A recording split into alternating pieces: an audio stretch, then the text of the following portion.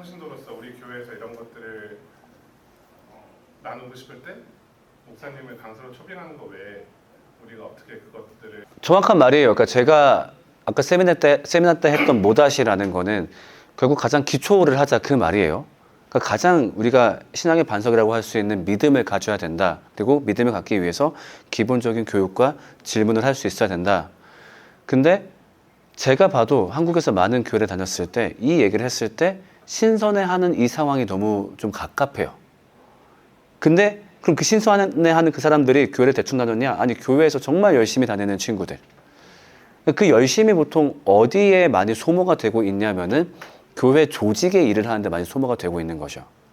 교회 일을 하지 말라는 게 아니라 교회 일의 가장 기본적인 원리는 기쁘기 때문이거든요. 그러니까 이 복음이 너무 좋아, 기뻐. 그러니까 뭔가를 하고 싶어. 이 이야기가 잘 더 전달되기 위해서 혹은 사람들이 이 고백을 더 잘 하기 위해서 PPT를 만들든 그게 기본적인 원리인데 아니야, 그거 중요하지 않아. 일단 일을 시작해. 아, 너 교회 나왔어? 이제 익숙하지? 이제 봉사 시작해. 그쪽으로 많이 소모가 되고 있는 거죠. 그러니까 자연스럽게 사고가 어떻게 흘러가냐. 좋은 신앙은 곧 좋은 교회 조직 생활이다. 그러니까 아까 강의 때 얘기했지만 누군가 교회 일을 잘하면은 우리도 모르게 그렇게 칭찬을 해요. 너 참 믿음이 좋다. 상관없는 건데, 네, 그렇죠? 그런 점에서 한국 교회를 봤을 때 물론 이 문제에 집중하는 교회들이 있어요. 교회들도 있고 간혹 가다가 모다시를 통해서 오히려 내가 믿고 있는 거 확신하게 되었어 라고 말하는 케이스도 있어요. 그런데 솔직하게 많은 경우는 그런 공급이 안 되고 있어요. 그래서 결국 사실 들으면 아시겠지만 모다시의 결론은 그거예요. 이제부터 배우세요. 누구한테? 여러분의 교회에서. 저도 이 말을 던지고 나서 찝찝할 때가 많죠. 과연 정말로 이 교회가 그걸 공급을 해줄까? 또 노골적으로는 과연 저 목사가 그걸 공급할까? 잘 모르겠어요. 그러면 아까 우리가 어떻게 해야 되냐라고 했을 때 그럼 그 방법이 되게 어렵냐? 그것도 아니에요. 이미 그거를 하기 위해서 정말로 많은 자료들이 만들어지고 많은 이야기들 나왔어요. 종교개혁 이래로 아니면 더 그전에 봤을 때 어떻게 하면 이 기초적인 신앙 이야기를 잘 요약할 수 있을까? 그 시도들로 나왔던 게 신경들이에요. 사도신경도 그렇고 아니면 뭐 니키아 신경들 그런 것들이 결국 이 내용을 요약하기 위해서 만든 것들이거든요. 그러니까 그것들이 조금 더 이제 구체화된 것들은 종교개혁 시기에 나왔던 요리문답들. 하이델베르크 요리문답, 뭐 웨스트민스터 요리문답. 물론 성경만 봐도 이 내용을 알 수 있어야 되겠지만 쉽지 않거든요. 66권을 읽고서 내용을 추출할 수 있는 천재는 많지가 않아요. 근데 감사하게 신학의 천재들을 통해서 정말로 많은 자료가 나왔어요.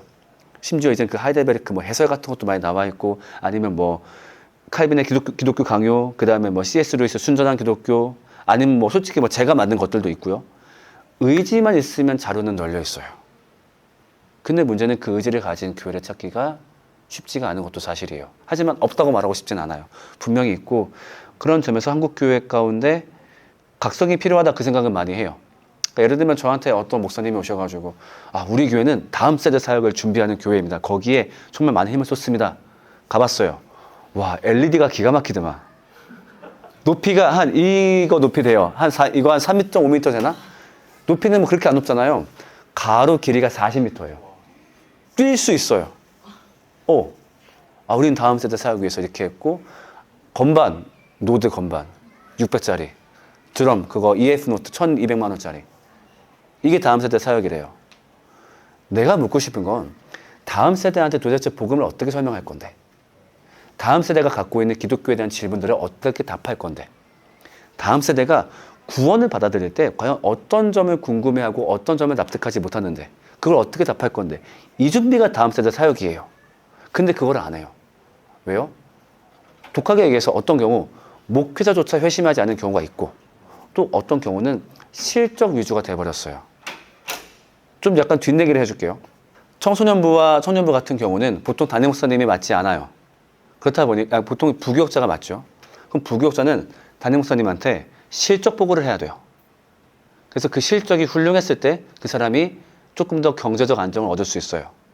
그렇다 보니까 어떤 경우는 실적을 얻으려면은 굳이 회심했나 안 했나 복음의 기초를 가르치고 별로 도움 안 돼요. 그 시간에 좋은 프로그램 돌리는 게 나아요. 그 시간에 좀 비싼 돈 들여가지고 유명 CCM 가수 부르고 뭐 한 다음에 그냥 사실 그 동년배 애들은 모아놓으면 그 안에서 관계가 만들어지거든요. 그 관계로 또 교회가 활발해지거든요.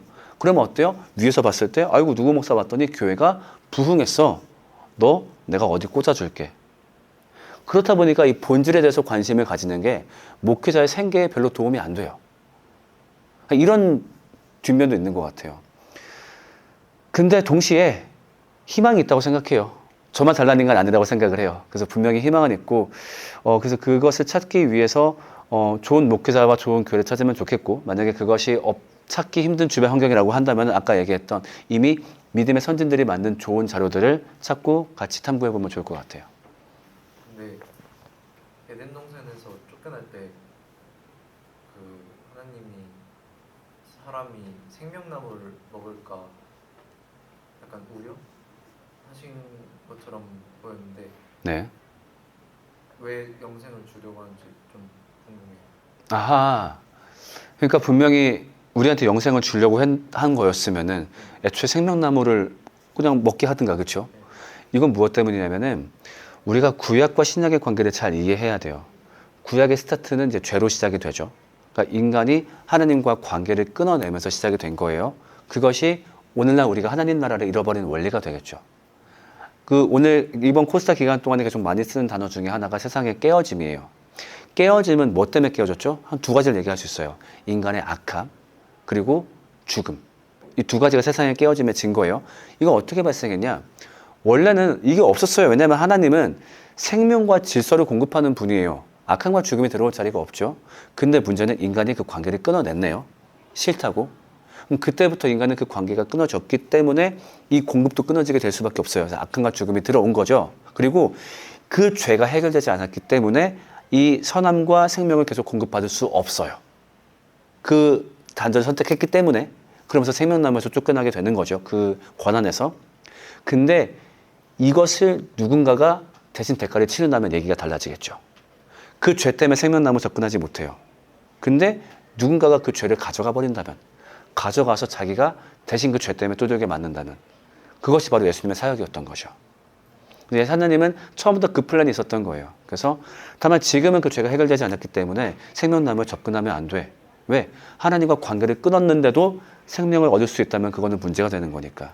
그래서 분명히 분리시키지만 예수님을 통해서 그 죄에 대한 해결이 벌어진다면, 그 잘못에 대한 대가를 누군가 대신 치러낸다면 그때부터는 이제 우리한테 영생이 허락되는 거죠. 우리 공동체 안에서 연애 절대 안 해요. 남자 여자 살짝 말 섞는 것도 좀 엄청 경직되어 있는 그런 네. 다른 일단 어떤 공동체 안에서 부부가 등장한다는 거는 굉장히 축복할 일 같아요. 그러니까 공통된 신앙 고백을 가진 사람들이 가정을 이룬다, 너무너무 좋은 일이거든요. 근데 모두가 알고 있겠지만은 그것이 실패한 연애로 끝났을 때 생기는 부작용들이 있죠. 그렇다 보니까 이걸 허락하기도 그렇고 하지 말라고 하기도 그렇고 애매한 게 있어요. 결국 그때부터는 이제 사람의 지혜가 필요한 것 같고, 뭐가 하나가 옳다 틀리다는 말은 못할 것 같아요. 근데 제가 했던 방법은 뭐였냐면은, 우리는 연애 적극 권장, 다만 반드시 알려야 됩니다. 그래서 만약에 연애를 시작했다, 목회자한테 알려야 되고, 목회자는 그것을 광고 시간에 얘기해요. 얘기하는데 규칙이 있어요. 규칙이 있는데 뭐냐면은, 환호하지 않아요. 그냥 알아야 돼. 네, 누구냐면 누구 형제 교제 시작했습니다. 다음 알림이니라 이렇게 쓱 넘어가요. 그래야 헤어져도 별로 안 아프니까. 근데 누구 사깁니다. 뭐 이렇게 했다가 얼마나 부담돼. 근데 다만 그럼 비밀로 하면 안 되냐? 그건 절대 안 돼요. 왜냐면은 비밀로 연애한다 했을 때 그 안에 굉장히 지저분한 관계가 만들어질 수 있어요. 그렇죠? 알려지 않았으니까 나중에 알고 봤더니 막 한 바퀴 돈 사람도 있고 막 그러면 안 되니까. 그렇죠? 다만 주변에 알린다라는 전제가 있으면은 의외로 흔한 사례입니다. 주변에 알려야 된다라는 의무가 있으면은 시작도 신중할 수밖에 없을 거예요. 그리고 마찬가지로 헤어짐도 주변에 알려야 되기 때문에 헤어짐도 신중할 수밖에 없을 거예요.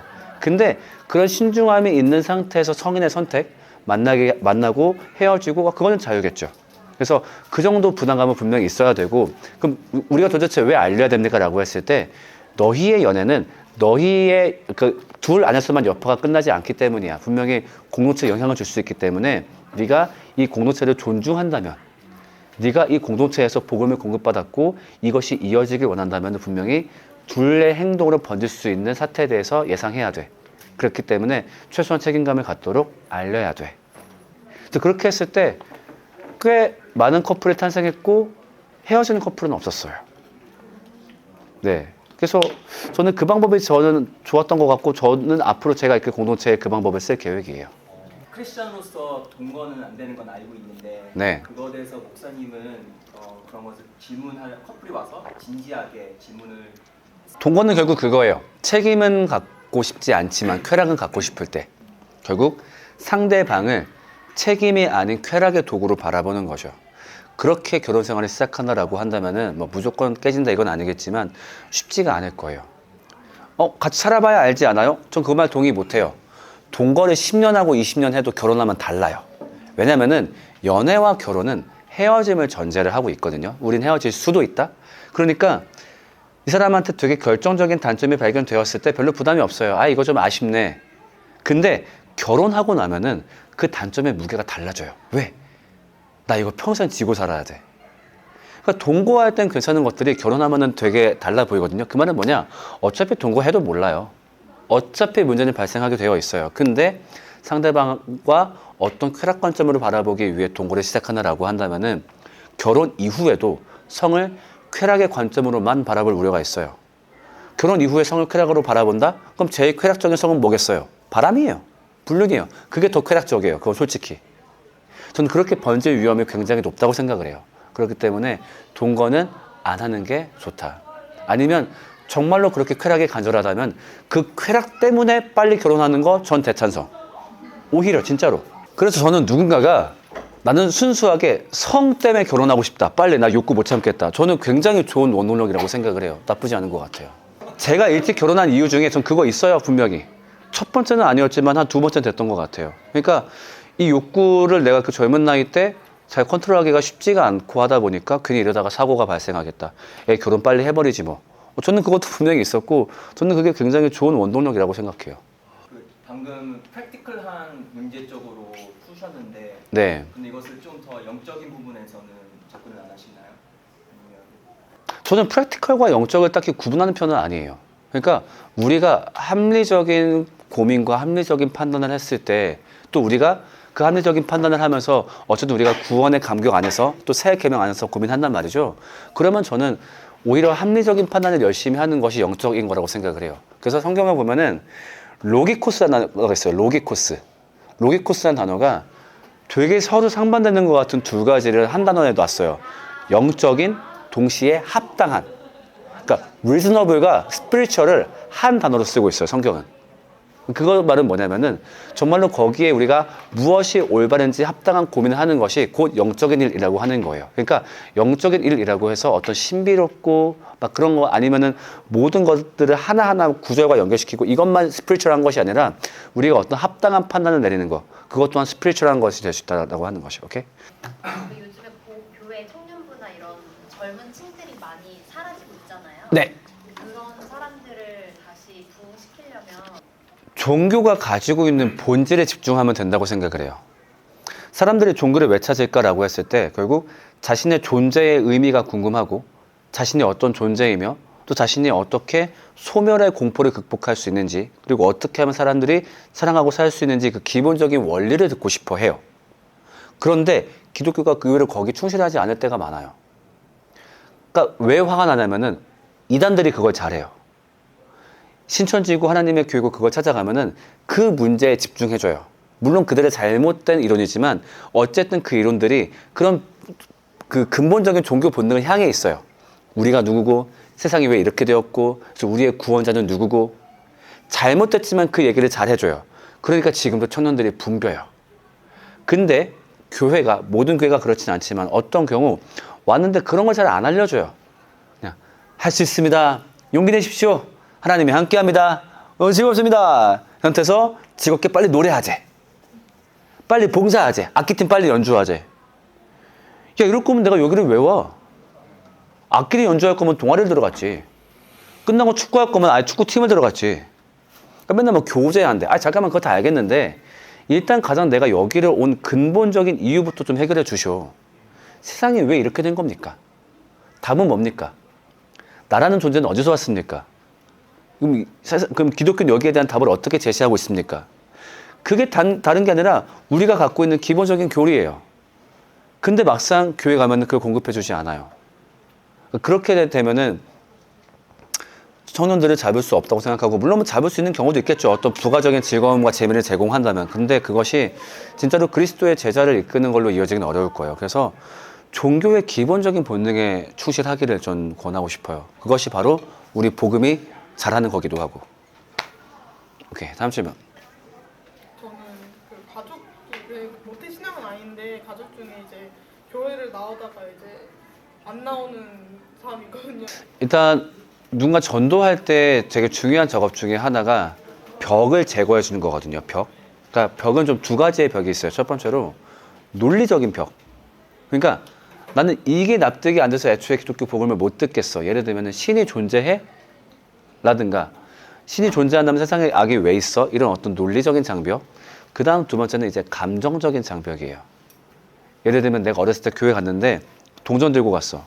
야, 집에 가! 헌금을 동전 갖고 와? 이런 경험이 있으면 그 감정적인 벽 때문에 교회 오기 어려울 거예요. 그래서 일단은 언니한테 그걸 먼저 물어봐야 돼요. 감정적인 벽이 있는 건지 논리적인 벽이 있는 건지. 근데 아마 감정적인 벽일 것 같아요. 그때는 언니를 인정해주고 그 말을 차분히 잘 들어줘야 돼요. 그래서 아마 가족끼리 그런 대화를 한 적이 있는지 모르겠어요. 근데 보통 가족끼리 대화하면은 이게 원래 가족끼리 뭘 알려주고 하는 게 잘 안 돼. 왜냐하면 자꾸 마음이 조급하거든요. 예를 들면 언니가 어떤 교회에서 아픔을 얘기했는데 빨리 해결책을 제시하려고 한다든가. 그렇게 좀 이렇게 해봐. 좀 네가 할 수 있는 것도 있잖아. 네가 극복할 수 있는 것도 있잖아. 뭐 얘기해보. 그렇게 되면 안 되고 그냥 차분하게 들어주고 인정해줘야 돼요. 야, 그럼 네가 진짜 화날만 했겠다. 네가 되게 외로울만 했겠다. 그래서 일단은 그것이 감정을 치유할 수 있도록 가족들이 충분히 얘기를 들어주고 그 사람이 느끼는 회의를 받아주고 그 다음에 조심스럽게 복음을 권해야 된다고 생각을 해요. 그래서 일단은 그 벽을 먼저 듣고 해결해주는 과정을 가지면 어떨까 싶어요. 저도 가족 중에 교회에서 상처는 아닌데 삶에서 상처를 받고 신은 없다라고 생각하시는. 맞아요. 그게 논리적인 장벽일 거예요. 신이 존재한다면은 인간 삶에 이런 비참함은 생겨서는 안 돼. 실제로 뉴스에서 어떤 참사나 사고가 발생하면은 어김없이 달리는 댓글이 이제 그런 댓글인 거죠. 신이 존재한다면 이럴 수 없어. 자, 그러면 여기에 대해서 우리가 어떻게 답할 수 있을까라고 했을 때 이게 바로 굉장히 좀 이렇게 쉽지 않은 문제예요. 신정론이라고 하거든요. 신은 과연 정의로운가에 대한 논쟁. 그럼 신이 있는데 왜 세상에 아픔이 존재할까? 여기에 대해서 어느 정도는 답변해 줄 필요가 있겠죠. 그러니까 논리적인 장벽들은 우리가 어느 정도 답변할 준비를 해줘야 돼요. 그래서 제가 제시하는 보통 답변은 그게 너무 안타깝지만은 신조차 슬퍼하는 문제다. 뭐냐면은 신이 많은 세상은 원래 그렇지가 않았다. 왜냐면 우리가 아까 얘기했지만 결국 이 세상에서 아픈 이유가 인간의 악함과 죽음 때문이다. 예를 들면은 한국에서 벌써 10년이 넘어갔네요. 그러니까 아무튼 뭐 근 20년 새의 가장 큰 비극을 얘기해 보라고 한다면은 세월호였을 것 같아요. 그게 왜 발생했냐? 악함과 죽음 때문에 인간의 악함들이 불법으로 배에다가 적재를 하게 만들었고 그 다음에 그것을 허가를 제대로 해주지 않고 통과시켜 버렸고 그 다음에 그 결과로 인간이 죽음을 맞이하게 되었고 근데 이것들 모두 신이 굉장히 싫어하는 것들이다. 뭐냐면은 그런 세상이 없는 게 정상인 것이 신은 생명을 공급하는 존재였고 세상의 질서를 만드는 존재였다. 악함과 죽음이 올 일이가 없다. 근데 인간이 그걸 거부해버렸다. 그 관계를. 나 당신 필요 없어. 내가 그 자리에 갈 거야. 그래서 그때부터 이것이 시작되었고 마치 어떤 마음과 비슷하냐. 나 아빠 싫어. 혼자 살 수 있어. 라고 나간 다음에 고생하는 아들을 보는 심정이었을 것이다. 그래서 그런 사건 앞에서 누구보다 신이 제일 먼저 가슴 아팠을 것이다. 그럼 뭔가를 하면 되지 않느냐? 오케이, 뭔가를 했다. 그게 바로 예수다. 그러니까 니네가 저지른 악함과 죽음이니까 니네가 알아서 극복해 라고 하면 될 텐데 인간은 그걸 극복할 능력이 없다. 왜? 자기가 지은 죄 때문에 그걸 감당해야 되니까. 근데 만약에 죄가 없는 어떤 존재가 그 죄를 자기가 다 뒤집어 쓴다면 그땐 가능하지 않겠냐. 근데 죄 없는 존재가 누가 있냐? 신밖에 없다. 그래서 어쩔 수 없이 그 신이 인간으로 내려왔다. 그래서 그 죄를 가져온 다음에 고통받기 위해서. 왜? 죄는 대가를 치러야지만 사라지니까. 근데 얘네가 대가 치르면 안 되니까. 그래서 예수님이 그 대가를 치르고 그 결과로 우리한테 갖다 준 게 두 가지가 있다. 바로 복음과 교회다. 복음과 교회를 통해서 우리는 이 땅에서부터 이미 그 아픔으로부터 해결을 경험할 수 있다. 세상의 악함으로부터, 내 안의 악함으로부터, 그리고 죽음의 문제로부터 이 땅에서 이미 그 해결을 경험한 다음에 나중에 아직 오지 않은 그 나라에서는 해결 수준이 아니라 그냥 아예 없는 하나님이 만들었던 그 태초의 원래의 모습보다 어찌 보면 더 좋은 그 나라가 우리 기다리고 있다.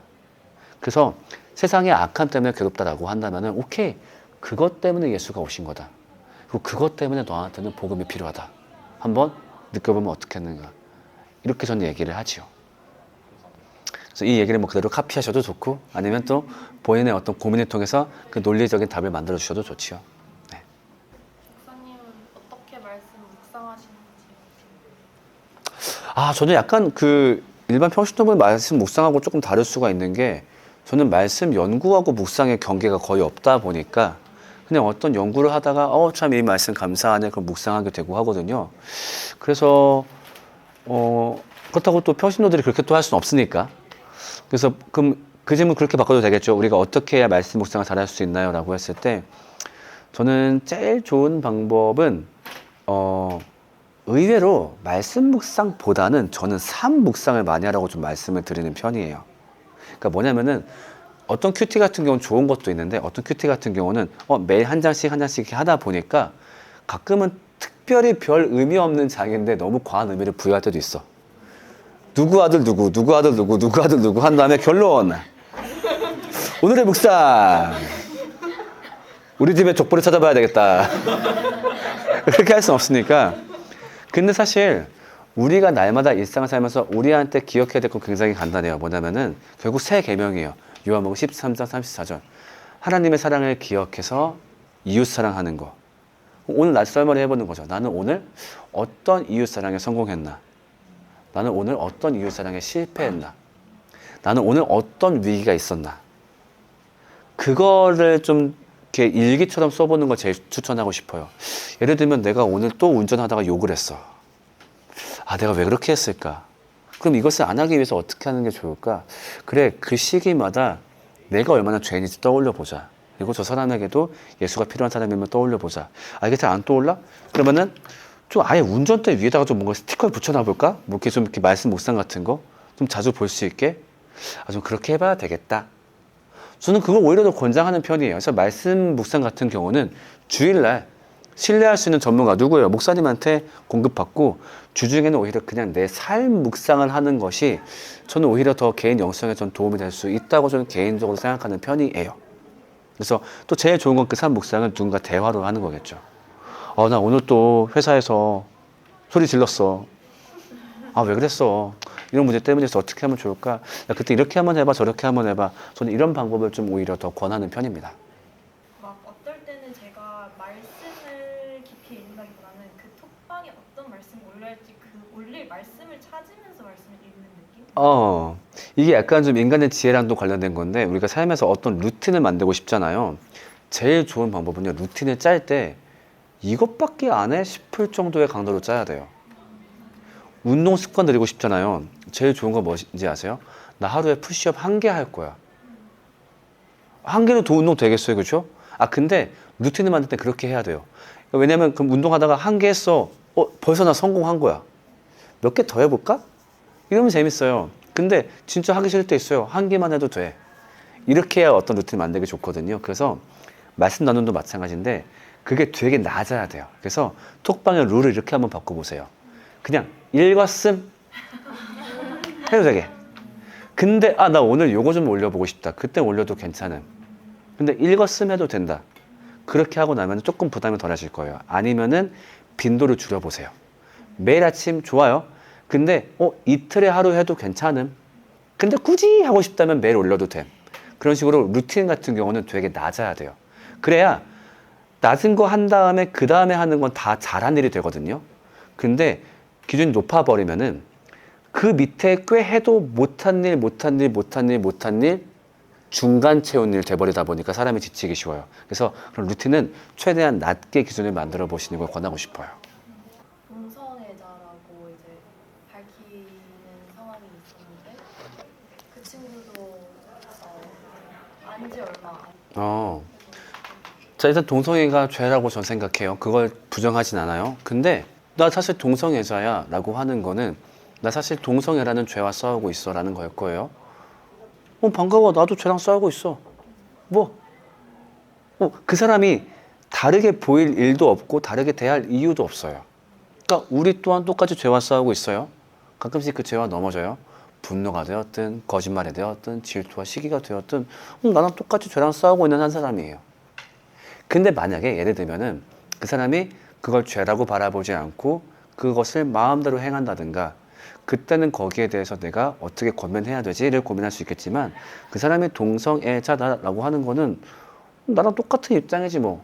그러니까 최소한 죄의 문제에 있어서만큼은. 그렇다 보니까 그 사람을 딱히 다르게 대할 이유도 딱히 긴장할 이유도 전혀 없어요. 그냥 나랑 싸우는 죄의 종류가 다른 것 뿐이니까. 그러니까 예를 들면 이성애라고 했을 때 이성애라고 항상 올바른 형태로 나타나는 건 아니죠. 또 솔직히 말하면 이성애가 오히려 더 문제를 많이 일으켜요. 왜? 사람들 더 많으니까. 그렇기 때문에 나 또한 그랬던 이성애와 마음의 싸움을 하고 있어. 너도 그런 싸움을 하는 입장이구나. 오케이. 네, 그래서 너무 긴장하지 않아도 괜찮아요. 일단 좀 공감해 줘야 되겠죠. 네가 참 쉽지 않겠다. 그 싸움을 하는 게. 물론 내가 절대 이해할 수 없을 거야. 왜냐면은 이성애자들은 그냥 종교적으로도 사회적으로도 지탄받지 않을 방법으로 연애와 성 욕구를 채울 수 있지만 결혼과 연애를 통해서. 근데 너는 그렇지 않다 보니까. 그래서 그 싸움을 할 때 내가 더 힘이 돼줄게. 그리고 네가 넘어졌을 때 내가 너 옆에서 네 편이 되어줄게. 그래서 한두 번 넘어졌다고 스스로를 더럽다거나 답이 없다고 생각하지 말고 어쨌든 우리는 감사와 즐거움으로 그 싸움을 하는 거야. 뭐냐면은 그 동성애라는 죄에 맞아 예수님이 이미 용서하셨대.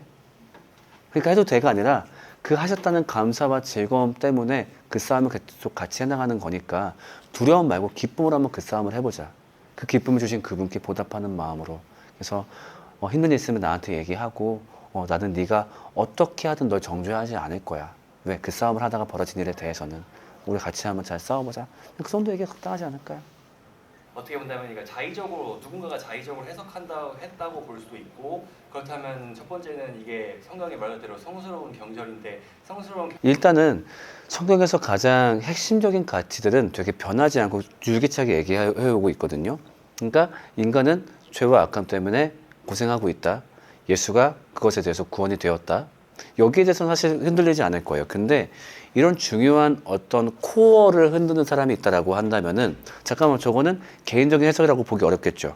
그래서 그때에는 교단들이 출동해가지고 이제 이단 심의를 하겠죠.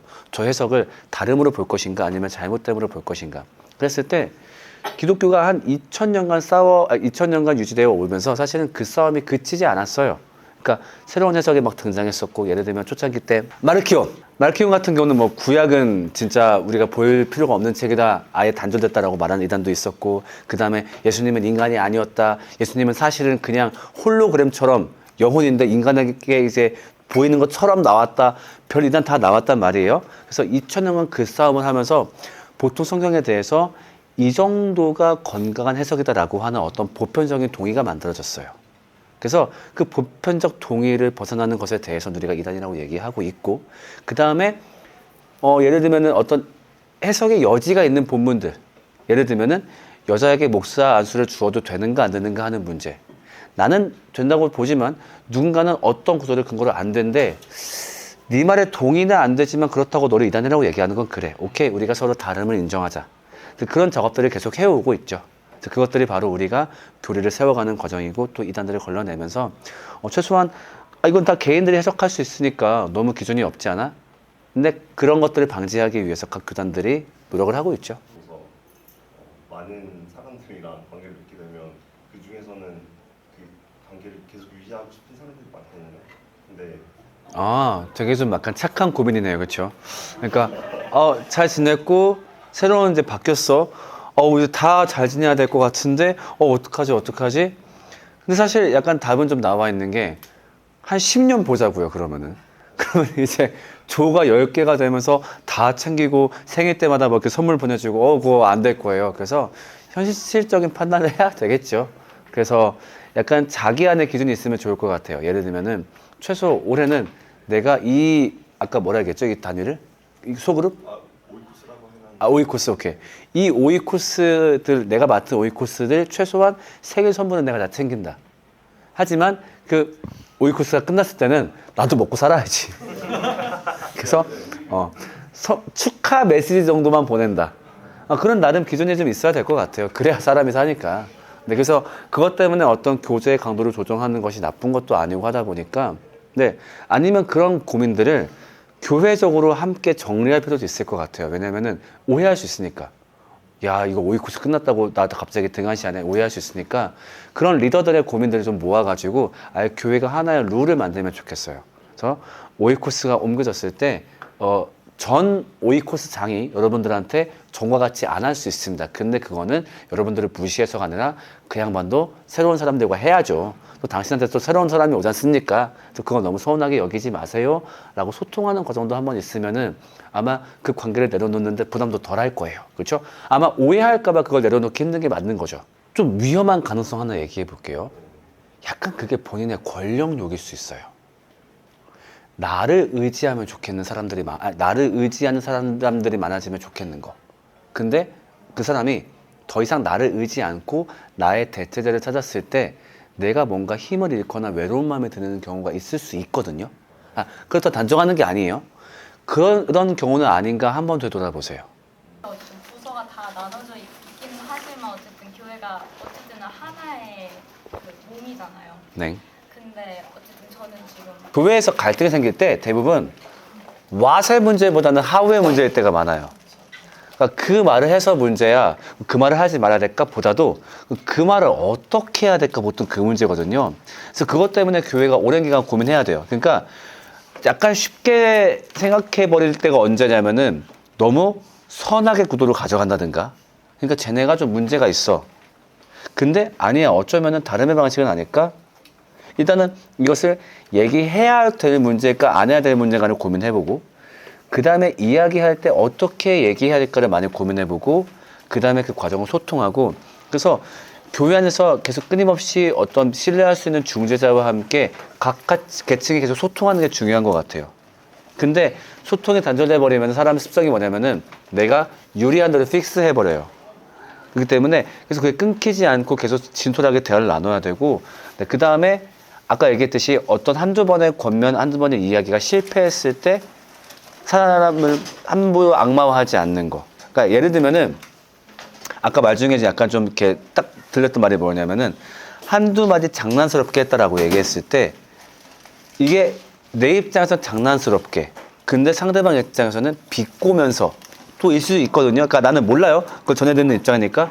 그런 것부터 한번 점검해 봐야 돼요. 그래서 대부분 마찬가지예요. 그러니까 예를 들면 교회에서 제가 들었던 사례를 한번 얘기해 볼게요. 장로님이 찬양팀한테 앞에, 그러니까 옛날 얘기야. 찬양팀 앞에 나와서 싱어들한테 성가대복을 입으래. 싫잖아. 그걸 왜 입어야 돼? 그래서 그 담당 목사님이 어떻게 했냐면은 뭐라 했을까? 목사님 다음 주부터 그 성가대복 입으시면 좋겠습니다. 성가대복 새로 좀 구입하셔가지고 좀 입으시면 어떻겠습니까? 어떻게 했을까요? 그분이 알겠습니다 한 거예요. 다음 주에 안 입은 거지. 왜 안 입었습니까? 배송이 안 와가지고. 그걸 금방 옵니다. 2주. 왜 안 입습니까? 그게 해외에서 오는 거라 좀 좋은 거 사가지고 좀 늦는데요. 3주. 왜 안 입습니까? 다음 주에 입을 겁니다. 4주. 를 얘기할 타이밍에 갑자기 전우님 저기 식사 한번 하시죠. 그래가지고 같이 밥 먹고 얘기하면서 어쩌고저쩌고 하면서 밥 먹을 때 얘기를 한 거예요. 밥 먹을 때 근데 제가 그 주문한 게 이제 오고 있긴 한데 보니까 이게 끈이 걸리적거려가지고 보니까 그게 다들 마이크 쓰지 않습니까? 유선 마이크인데 밑에 있으면은 애들이 가끔 밟을 수 있겠더라고요. 저번에 한번 토요일 날 입어봤는데. 그래서 익숙해질 때까지 조금 시간을 좀 두면 어떨까요? 이렇게 한 거죠. 근데 어찌 보면은 굳이 그렇게 왜 해? 말 같지 않은 소리 하는 거절해야지. 저는 그 과정이 교회에서 사랑의 과정이라고 생각을 하거든요. 그러니까 그런 식으로 교회에서 어떤 의견을 얘기할 때, 말을 할 때 그 방법을 정말 많이 고민해야 돼요. 그래서 이거는 옳은 말이니까 해도 돼. 아니요.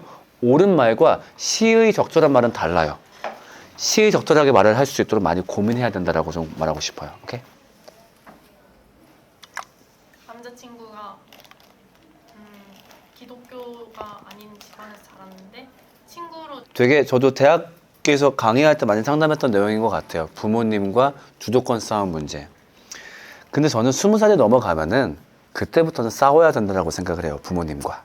무슨 말이냐면은 부모님은 우리 인생에서 가장 좋은 조언자예요. 가장 좋은 조언자예요. 동시에 가장 좋은 조언자예요. 결정자가 아니라.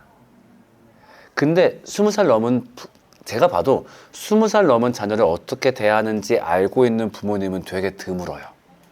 그냥 연장선상에서 대하는 거죠.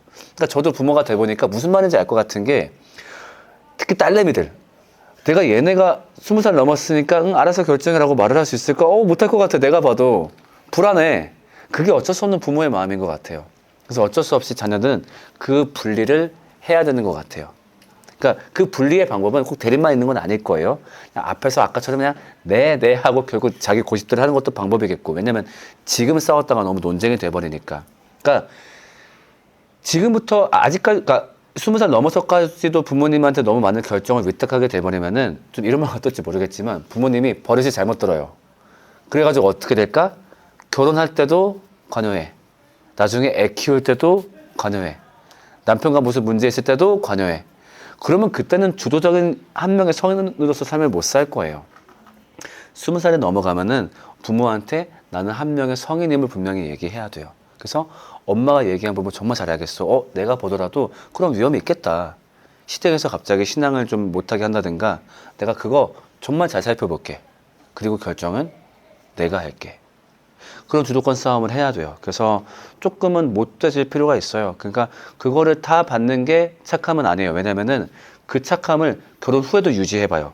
그 착함은 남편한테는 못됨이 되는 거예요. 그렇죠? 그러니까 지금부터 자기 삶을 살 수 있도록 부모와 분리하는 작업이 20살 이후엔 분명히 좀 필요해요. 잠시 차량팀은 내려놓으라고 하는 게 맞는 건지. 왜냐면 그 친구가 말하기를 가끔씩 그 책임감이라는 믿음이 없으니까 일을 그만둬. 그럴 필요는 없을 거예요. 중요한 건 아직 믿음이 없으니까 양육은 받아야 돼. 그건 해야 되겠죠.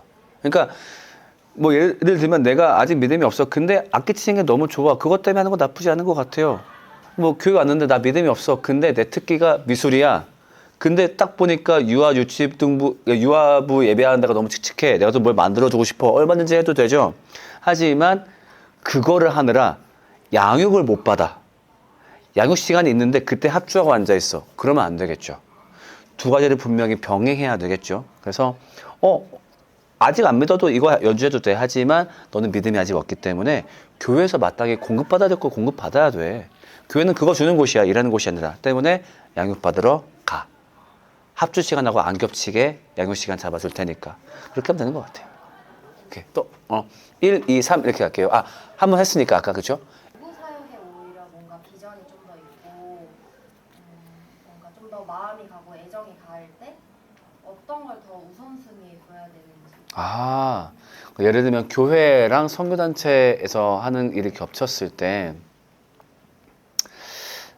이거는 그냥 개인의 주도적인 판단에 맡기는 게 좋다라고 생각이 들어요. 그러니까 어떤 걸 선택해도 선이니 악이는 없는 것 같아요. 근데 교회에서 아마 좀 서운해 했겠죠. 그렇죠? 그러니까 만약에 교회에서 지금 맡은 일이 있는데 갑자기 그걸 중간에 그만두고 뭘 하겠대 라든가 아니면 교회에서 자기가 뭘 맡아가지고 목요일마다 그걸 인도하는 사람이 나 갑자기 이거 중단하고 외부 사역하겠대. 그거는 꼭 어떤 신앙의 문제라기보다도 책임감의 문제일 거예요. 근데 그렇지 않고 예를 들면은 그냥 외부 사역을 좀 더 뭔가를 하고 싶은 거죠. 그러니까 시간은 한정적이니까 아마 그거 하는 동안에 교회를 못 할 테니까. 그랬을 때 목사님이 서운함을 느낄 수 있을 것 같아요. 인간적인 서운함. 그러니까 뭔가 우리 딸내미가 자꾸 바깥에 나가는 기분 드는 거지. 아니면 우리 손님이 자꾸 옆에 집 밥이 맛있다고 하는 거지. 근데 저는 목사님한테 그냥 그러실 수 있고 그 마음은 이해하되 그 목사님의 말을 꼭 따를 필요는 없는 것 같아요. 그러니까 왜냐면은 그 외부 사역을 하면서 또 그것이 본 교회의 어떤 공급이 될 수도 있거든요. 그 다음에 사람마다 원하고 좋아하는 건 다르다 보니까 그럼 그 교회에서 어거지로 그럼 내가 좋아하는 거 하쇼라고 할 수는 없는 거니까. 그렇다고 여길 떠나는 것도 아니고.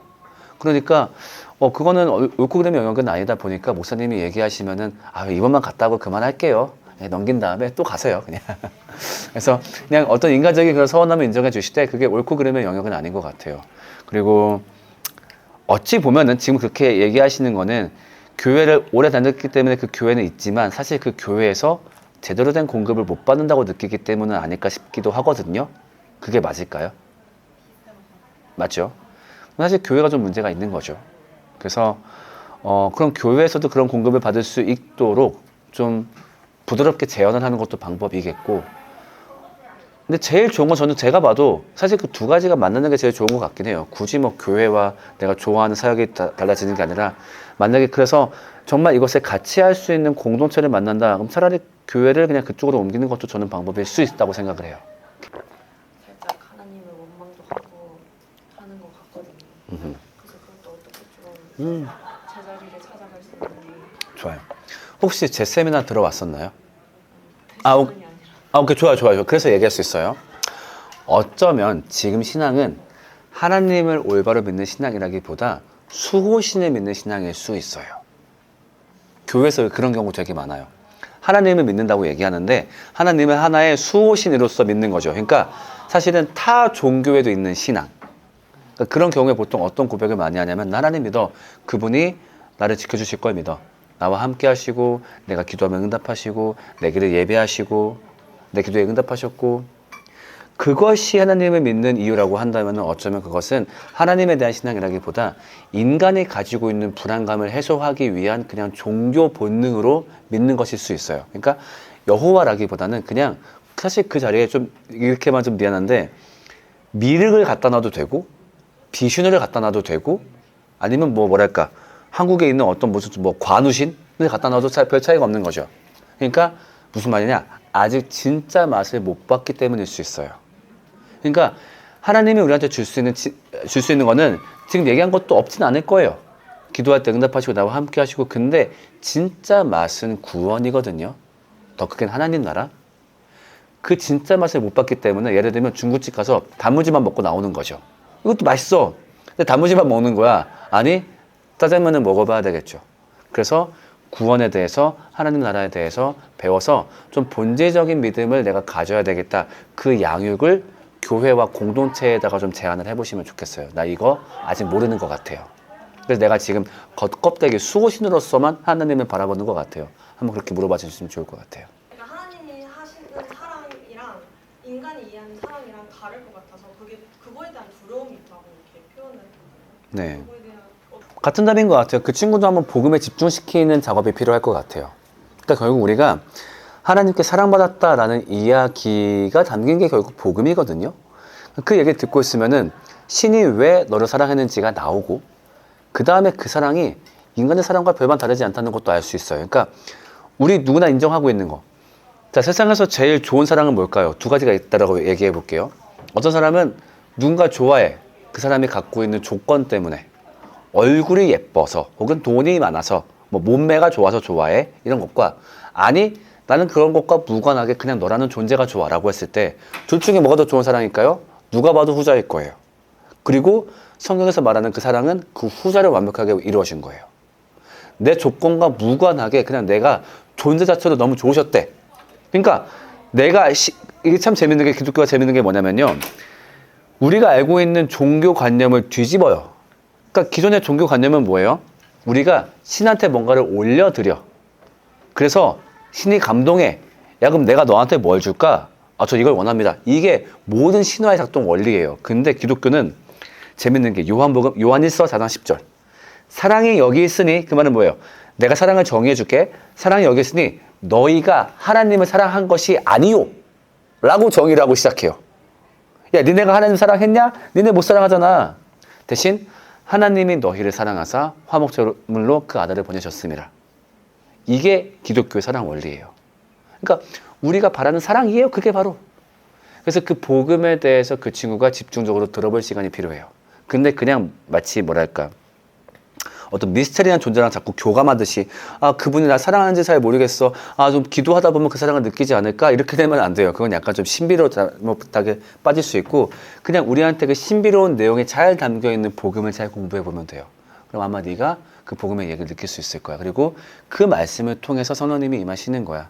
그 내용이 진짜로 와닿고 사랑으로 느껴질 때, 그때가 성령님이 너한테 임재하신 거니까 한번 이 이야기를 같이 한번 들어보자. 이렇게 얘기하면 될 것 같아요. 계속 질문 받습니다. 교장으로 한번 서고 일요일 날에는 이제 그 작은 교회 아꼈던 교회였어요. 거기서 좀 약간 일단 우리가 교회에서 공급받아야 될 건 두 가지예요. 첫 번째가 복음이고 두 번째가 교회 공동체예요. 그러니까 공동체를 통해서 교제를 누리고 또 동시에 이 공동체의 원이 하나님 나라를 누리지 못했을 때 자기의 죄 때문이든 남의 죄 때문이든 그때 권면하고 치리할 수 있는 거. 이 공동체, 이거 두 가지 공급받아야 돼요. 근데 만약에 한 군데서 그 공급을 충분히 받고 있는 상태에서 하나가 추가된다면 나쁘지 않을 것 같아요. 근데 예를 들면은 이 공급을 제대로 못 누려. 그 상태에서 하나가 추가가 돼. 예를 들면은 오케이, 예배 잘 참석했어. 그 다음에 이제부터는 우리가 공동체성을 다지기 위해서 추가적인 모임이나 뭐를 하려고 하는데 나 딴 교회 가야 돼. 부르는 가버려. 그거는 애매한 것 같아요. 그거는 온전히 교회의 기능을 한 군데서도 못 누리는 거니까. 근데 그렇지 않고 어떤 시간이나 그런 일 분배를 봤을 때 두 가지 모두 누리기에 난 어려움이 없었다라고 한다면은 좀 나쁘지 않은 것 같아요. 무례하게 행동했을 때 원래는 이제 한 번 뺨을 맞으면 똑같이 이렇게 했던 상황이었다가 지금은 많이 저도 마찬가지예요. 예를 들면 저 같은 경우는 저 또한 제가 최근에 아내한테 그런 말을 했었는데 나는 평생 동안 난 되게 분노의 문제랑 싸워야 될 것 같아. 그 말을 했거든요. 저는 여러분들 저 어떻게 보실지 모르겠지만 제가 되게 분이 많은 사람이에요. 그러니까 왜 그런 사람도 있잖아요. 왜 어렸을 때 나한테 안 좋게 했던 사람 아니면 뭐 10년 전에 나한테 안 좋게 했던 사람 시간이 지나고 나니까 그땐 그럴 수 있겠어. 저는 그거 잘 안 돼요. 난 지금도 만나면 패고 싶어요. 지금도. 그러니까 보니까 제가 그런 분노 문제에 난 되게 약한 사람인 것 같더라고요. 그랬을 때 일단은 첫 번째로는 복음이 나한테 도움이 될 거예요. 오케이, 일단 내가 죽일 놈이었으면 떠올려보자. 내가 죽일 놈이었고 나도 못된 놈이었지. 그러고 나니까 분노의 한 상당 부분 많은 부분들이 좀 깔아앉기도 했어요. 근데 그래도 남아있는 부분들은 이제 교회 공동체와 함께 이 짐을 짊어져야 돼요. 그럴 때 지금처럼 얘기하고 좀 도와달라고 좀 얘기해보고 이럴 때 좀 어떻게 하면 될까? 너는 이럴 때 화날 때 어떻게 참아? 아니면 하다못해 너무 화가 나? 내 얘기 좀 들어줘. 나 사고 칠 것 같아. 나 여기서 얘기하고 싹 털어버릴 테니까 제발 내 얘기 좀 들어줘. 그런 것도 방법일 수 있겠죠. 아니면은 교회 공동체에 대해서 그런 내 싸움을 솔직하게 고백한 다음에 혹시 내가 교회 내에서도 그런 안 좋은 모습을 보이거든 나한테 편하게 말을 해줘. 내가 싸우는 문제니까. 그게 바로 갈라디아서 6장 2절에서 말하는 서로가 함께 짐을 나눠지는 거겠죠. 어쨌든 그 싸움은 평생 해야 돼요. 어쩔 수 없어요. 평생 할 때 복음과 교회, 그러니까 우리한테 주어진 이 두 가지 특권을 잘 활용하는 거죠. 그래서 복음을 떠올리면서 내가 죄인임을 묵상하고 그 다음에 동시에 교회 공동체의 도움을 받는 거. 그 싸움, 아마 여기 있는 사람들 다 각자 다른 그 싸움들을 하고 있을 거예요. 누군가는 질투, 누군가는 분노, 누군가는 어떤 성의 문제. 오케이, 다 그 싸움 하는 거 마찬가지니까 그 복음과 교회를 잘 활용하면 좋겠어요.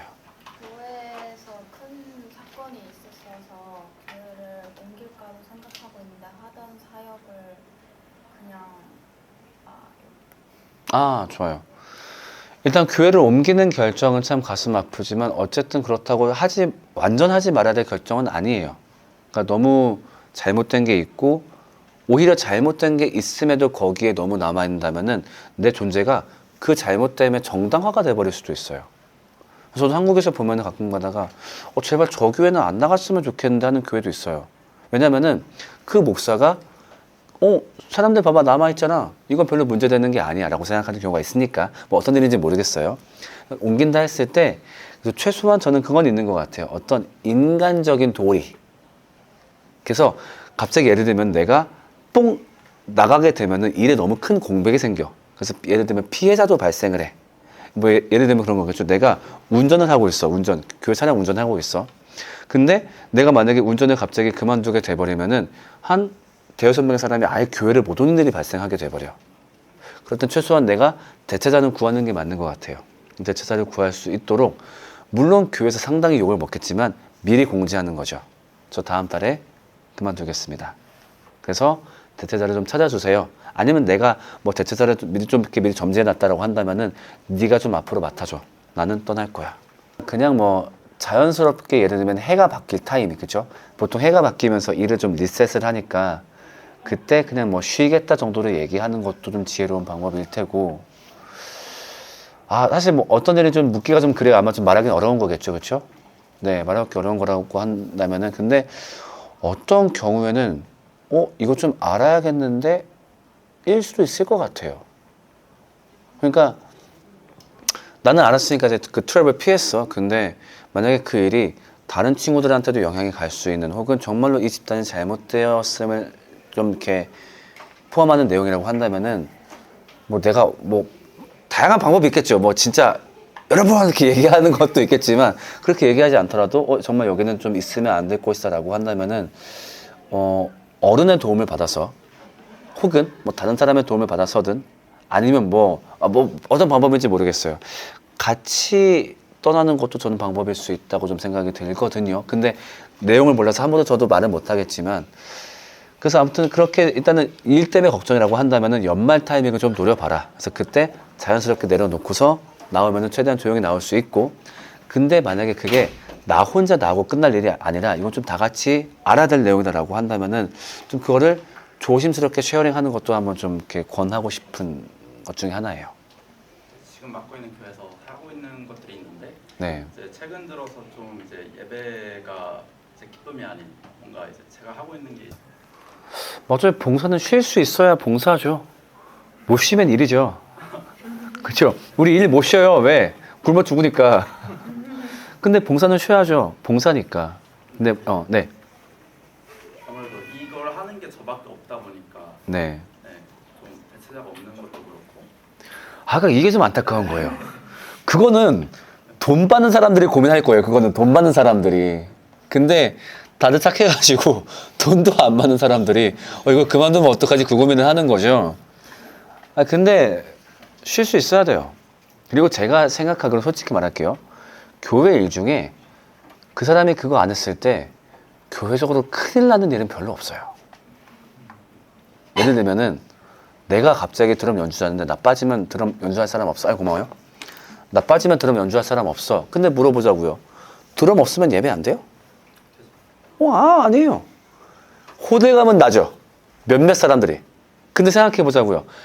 드럼이 없어서 예배할 때 조금 아쉬움은 있지만 예배가 불가능한 건 아닌데 마치 예배가 불가능한 것처럼 여기는 문화도 있죠. 어찌 보면 경종 울려줘야 돼요. 없어도 예배할 수 있잖아. 나 너무 힘들어. 나 지금 이게 일이 되어버렸어. 그땐 그만둘 수 있어야 된다고 생각해요. 혹시 어떤 일이에요? 제가 지금 음향을 하고 있는데 네. 교회에서 네. 지금 청년부 찬양팀이랑 청년부 예배 같이 하다가 네. 최근에 이제 이러다가 잠깐만, 근데 그거를 페이 받고 하는 일이 아닌데 그렇게 얘기한다고요? 그 정도면 돈 주고 사람을 써야죠. 너무한데 그거는 진짜. 그 정도면 교회가 좀 정신 차려야 돼요. 그렇게 할 거면 사람은 돈 주고 갖다 써야죠. 일단 그걸 떠나서 지금 너무 과해요. 혹시 결혼하셨어요? 아니요, 근데 좀 결혼 얘기를 하고 있는 여자친구 그거 결혼한 다음에도 그렇게 하면은 가정생활이 안 될걸요? 아빠가 집에 안 들어와. 근데 목사도 아니야. 돈을 받는 것도 아니야. 그렇게 하면 안 돼요. 그래서 어차피요, 음향 껐다 키는 거 뻔하잖아요. 그렇죠? 그걸 어차피 순차 전원기 쓰잖아요. 그렇죠? 순차 전원기 써놔요. 키는 법, 순차 전원기 올린다, 마이크 볼륨, 페이더 움직인다 해요. 그것만 있으면 알아서들 해요. 누가 껐다 켰다 한단 말이에요. 그거 써놓고 매뉴얼 써놓고서 알아서 하세요. 저 못합니다. 해야 돼요. 그럼 뭐 예배가 뭐가 안 되고 어쩌고. 뭘 안 돼. 볼륨 키면 되는데 페이더 조정할 수 있잖아. 이거 할 수 있잖아. 그거면 돼요. 대신 그것을 예배를 못할 정도로 불편함을 느낀다면은 돈 주고 사람을 쓰는 게 맞아요. 그거 버릇 잘못 들인 거예요, 교회. 그만두세요, 진짜로. 성경에 이제 예수님이 구원이시라는 그 코어는 이제 중심인데 그 외에 그거는 이제 해석하기 나름 아니냐. 맞아요. 동성애가 죄가 아니라고 보는 학자들도 좀 많이 있어요. 그리고 그들의 연구는 분명히 존중받아 마땅해요. 그런데 그래서 저는 어떻게 항상 얘기하냐면은 저는 동성애가 죄라고 생각해요. 이렇게 표현을 하거든요. 그래서 그렇게 표현하는데 그냥 너무 논쟁하지 않으시면 좋겠어요. 그거를 평신도끼리 논쟁한다라고 했을 때 보통 그냥 싸움으로 끝날 수밖에 없어요. 왜냐면은 목회자는 개입해도 돼요. 왜냐면 난 전공자니까. 근데 비전공자끼리 대화할 때는 어쨌든 너나 나나 권위 없긴 마찬가지인데 왜 내 생각을 바꾸려고 해? 이런 싸움이 될 수 있어요. 그래서 그냥 그 싸움을 웬만하면 피하라고 말하고 싶고 그냥 그 문제에 대해서 논리적인 대답을 말해보자면 제가 갖고 있는 근거는 뭐냐면은 성경은 꽤나 구약과 신약에서 줄기차게 동성애를 죄라고 언급을 하고 있어요. 근데 반박 같은 경우는 뭐냐면은 당대에 이루어졌던 어떤 착취관계의 동성애. 예를 들면 그때 당시에 그 로마의 귀족들이 정말 쾌락의 극치를 경험하다가 여자랑 할 거 다 해봤어. 유행으로 뭐를 하냐면은 미소년들과 하는 거죠. 유행처럼 액세서리로 달고 다니면서. 근데 걔들이 원하는 건 아니었겠죠. 이런 동성애라든가 아니면은 그 우상 숭배할 때도 동성애가 많이 이루어졌거든요. 그것만 반대하는 거다. 근데 그렇게 보기에는 성경에서 그런 디테일이 나와 있진 않아요. 그리고 그런 어떤 근동 문화를 알고 있어야지만 가능한 해석이라고 한다면은 사실 성경을 해석하는 게 불가능하죠. 성경만 읽는 사람들한테는. 그렇기 때문에 동성애는 그 문화의 맥락에 있어서만 반대한 거다, 뭐 특수한 동성애만 반대한 거다라고 보기에는 근거를 가지기가 어렵고, 근데 동시에 또 이해할 수 있는 마음도 있어요. 왜냐면은 그냥 서로 사랑하는 건데 내버려 두면 안 되냐. 근데 이미 인간의 사회는 모든 사랑을 다 용납하고 있지 않아요. 예를 들면은 그렇다면은 근친상간을 막을 수 있는 근거는 뭐냐? 없거든요. 서로 동의했다면, 뭐 예를 들면 뭐 그 서로 나왔을 때 유전적으로 안 좋을 수 있으니까 오케이, 그러면은 유전적 질환을 가진 사람들은 애 낳으면 안 되겠네요. 그래요. 그러니까 그리고 동시에 뭐 또 다 얘기해봅시다. 예를 들면 수간은 그 동물이 진짜로 원해. 수간도 할 수 있는 거 아닙니까? 그러니까 무슨 말이냐, 이미 인간은 사랑하는 이유로 모든 걸 다 허락하고 있지 않기 때문에 때론 동성애에 대해서 금지한다라고 해서 그것이 인간 사회와 너무 어긋나는 일이다라고 보기에는 어렵다는 게 제 생각이고, 다만 평신도끼리 웬만하면 그거 논쟁하지 마세요. 너 그렇게 보는구나, 그렇게 볼 수도 있지 하고 그냥 웬만하면 넘어가시는 게 좋습니다. 오케이. 3번 누구죠? 3번 어디였죠? 오케이, 좋아요. 좀 라이트한 질문인데, 네. 목사님이 보셨을 때 지금 네. 20대 그리고 30대는 좀 아쉬운죠? 네. 솔직히 말하면은 여러분들한테 아쉬운 점은 없고 불쌍해요. 미안합니다. 어떤지 모르겠지만. 네, 불쌍해요. 제가 사역할 때 정말 싫어하는 말이 있어요. 정말 싫어하는 뭐냐면은 청년들 게을러, 청년들 복음 안 좋아해. 지랄? 진짜 전 정말 싫어하는 말이에요. 왜냐면은 제가 청년이었으면 전 교회를 안 나왔어요. 왜냐면은 교회에 나와서 이득될 게 없잖아요. 여러분 물어볼게요. 교회 나오면은 여러분 레주메 쓸 때 도움 돼요? 회사 생활할 때 도움 돼요? 안 돼요. 다 마이너스예요. 그런 사람들이, 근데 그런 성인들이 일요일날 꾸역꾸역 교회를 나와요. 나온다는 거는 교회에서 뭔가를 공급받고 싶다는 거예요. 그 상태에서 공급이 안 되었기 때문에 고통스러워한다는 경우가 전 더 많다라고 보거든요. 교회에서 뭐 봉사를 안 한대, 뭐를 안 한대. 일단 나오는 게 어디야. 그 1시간 예배만 나오려고 해도 집에서 준비하고 뭐하고 그것 때문에 못 잡는 약속들, 포기할 것들 얼마나 많은데 이미 열정이 가득한 사람들인데 그 사람들한테 뭘 제공해주지 못했나 보지. 이게 제 생각이에요. 그렇기 때문에 신앙적으로 아쉬움이 있다라고 한다면은 그렇게 소모되는 그 상태를 비정상이라고 여기면 좋겠어요. 여러분들 일단 공급받아야 돼요. 복음을 우선 공급받아야 돼요. 그러니까 이 기독교가 왜 좋은 이야기인지, 왜 나한테 기쁨이 되는 이야기인지 물을 수 있고 따질 수 있고 거기에 대해서 답변을 얻어야 될 의무가 있어요. 근데 이거 없이 일로 소모되지 마세요. 또 간혹 가다가 그 일의 보람을 복음의 기쁨이라 착각하지 마세요. 이게 무서워요. 일이 하다 보면 재밌어요. 같이 워십 댄스 준비하고 무대에 올리고 나면 뿌듯하고 연습할 때 같이 과자 까먹고 재밌어요. 그 재미를 복음의 재미랑 혼동하지 마세요. 때문에 일단 내가 일의 재미와 일의 보람을 느끼기 전에 복음의 재미와 복음의 보람을 느껴야 되고 교회는 그걸 공급해 줘야 돼요. 그리고 동시에 교회는 그것에 동의한 자들의 연합체인 신뢰할 수 있는 공동체를 공급해 줘야 돼요. 그걸 먼저 당당하게 요구하시고 어떤 재미나 아니면 그런 외적인 일로서 여러분들이 소모되지 않으면 좋겠어요. 이게 제 생각이에요. 오케이. 4번. 같이 모여서 공동체 생활도 해보고 싶고 그런 게 그리우니까 그래서 이런 상황에서 어떻게 해야 될지. 그렇다 보니까 좀 아무래도 반주할 때 좀 의욕이 안 나겠네요. 내가 하고 싶어서 하는 게 아니다 보니까. 난 좀 편하게 예배하고 싶은데. 근데 한인교회에서는 자꾸 나를 반주자 들어왔다. 오예! 이런 관점으로 자꾸 바라보고 있고. 저는 웬만하면 공동체 그 교회를 옮기라고 말씀드리고 싶어요. 착해서 쉽지 않을 거예요. 그러니까 가면은 네. 빠지면은 네.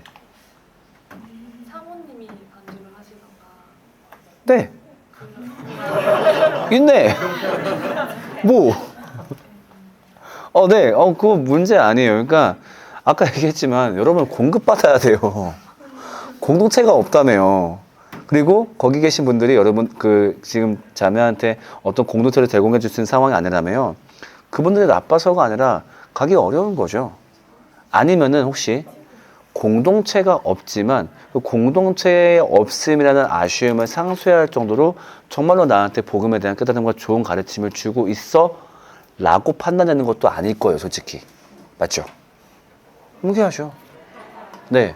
옮기는 거 나쁘지 않고 다만 이제 그 정이 있다 보니까 정 문제로 내가 가면 이 사람도 어떻게 하겠지만은 그동안 없이 잘 해왔던 교회예요.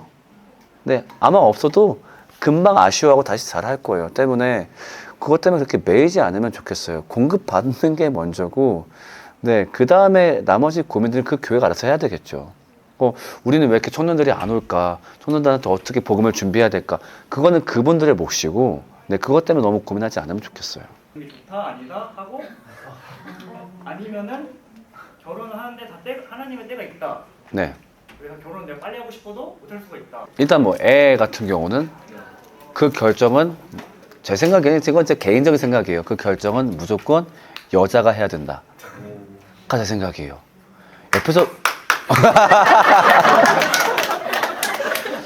옆에서 보니까 와 진짜 너무 고생해요. 너무.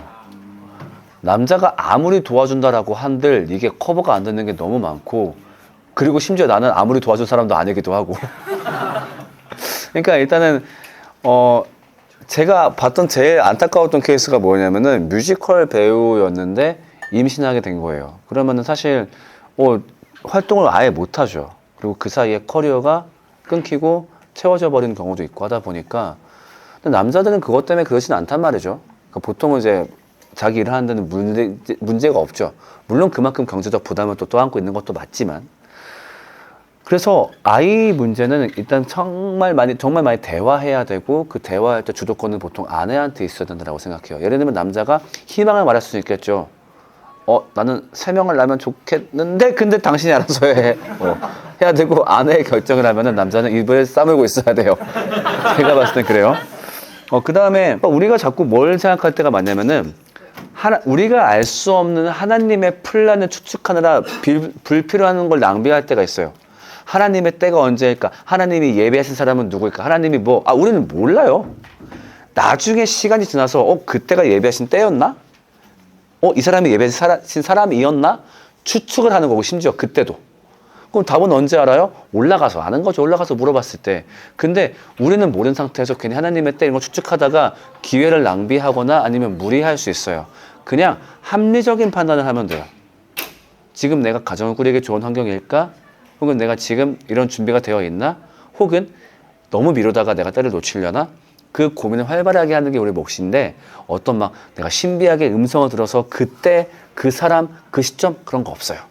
평생 가도 없고 간혹 가다가 하나님이 정말로 얘 지금 해야 돼. 그러면은 그분이 이끄실 거예요. 본인이 초조하시면 알아서 하실 거니까 우리가 너무 거기에 대해서 그분의 뜻을 미리 예단해서 정하신 그런 것 때문에 너무 고민하지 않으면 좋겠어요. 오케이. 2번.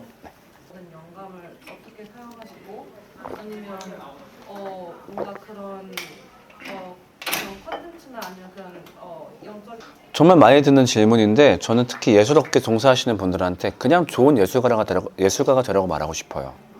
예술의 의미를 담기 시작하면요. 작품이 보통 안 나와요. 그러니까 되게 많은 CCM 사역사들 혹은 예배곡을 쓴다는 사람들이 저한테 가끔 예배곡을 보여줄 때 곡 퀄리티가 별로일 때가 되게 많아요. 의미에 너무 집중하면 가사가 안 나와요. 예술작품의 의미는 수용자가 보통 담거든요. 수용자가. 그러니까 그냥 내 개인적인 감정과 그리고 예술가 본연으로서 그냥 잘 만드는 예술. 그냥 작품을 잘 만들고 내 이야기를 담으면 되는데 아니야 난 세상한테 어떤 메시지를 정할 거야. 그렇다가 좋은 작품도 못 만들고 좋은 작품이 안 되면 의미도 안 나와요. 예를 들면요. 우리가 마블 망한 거 보면 알 수 있죠. 그 초거대 초인기 콘텐츠를 만든 마블이 싹 다 망했어요. 왜? 갑자기 의미를 담기 시작했어요. 의미를 담으면은 예술성에 대해서 집중하기가 어려워져요. 난 세상에 이런 메시지 전할 거 아니 그거 없어요. 그냥 좋은 작품 만들면 돼요. 그러면요 보통 내가 여기에 끝나고 의미를 더할 수 있어요. 노을이 랩을 예로 들어볼게요. 아무 생각 없이 저는 그냥 만들었어요. 근데 사람들이 의미를 더해요. 여기에 복음이 있대요. 뭐가 있대요? 아니야 애 숙제 도와준 거야. 저는 뭐에 집중했을까요? 저는 랩이라고 하는 장르의 예술에 집중했어요. 그거 대충 만든 것 같죠? 봐봐요. 나는 2학년 찬호월이 딱 떠올랐어요. 날 소개하는 거니까 2학년 찬호월. 근데 2학년 찬호월 스네어 박자에 치읓이 나온다는 건 굉장한 강점이에요. 2학년 찬호월 2 차 오케이. 그럼 이 치차를 더 살려보자. 2 차에서 계속 치 가게 만들어보자. 2학년 찬호월 근데 마침 제 반이 참이반이야. 오이에 아니 2학년 찬호월 참이반의 학생 아니야 2학년 찬호월 참이반의 친구. 오케이 이거 더 끌고 가보자.